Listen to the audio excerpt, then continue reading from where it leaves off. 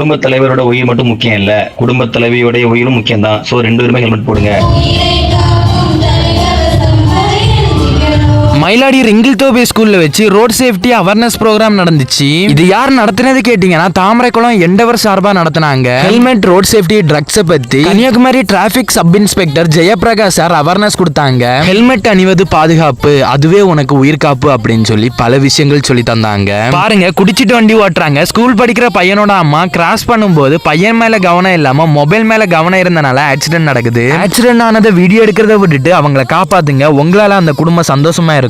நம்ம கன்னியாகுமரி மாவட்டத்துக்கு Stalin IPS sir வந்த பிறகு நோ ஹெல்மெட் நோ என்ட்ரின்னு மக்களோட பாதுகாப்பு நிறைய விஷயங்கள் பண்ணிட்டு இருக்காங்க. ஃபாஸ்டஸ்ட்ல இருந்து கவர்மெண்ட் ஆபீசர்ஸ் வர வந்திருந்தாங்க இந்த ப்ரோக்ராமுக்கு. என்ன இன்வைட் பண்ணது இவாஞ்சலின் அக்கா, எண்டவர் செக்ரட்டரியா இருக்காங்க. எனக்கு ஸ்லோகன் காம்படிஷனுக்கு ஃபர்ஸ்ட் பிரைஸ் தந்தாங்க. போதைப் பொருள் விக்ரம சந்தோஷமா இருப்பான், அதை வாங்குற நம்ம தான் கொஞ்ச நாள்ல ஹாஸ்பிட்டலும் வீடுமா இருப்போம். நம்ம வீட்டுல உள்ளவங்க கண்ணீரோட இருப்பாங்க.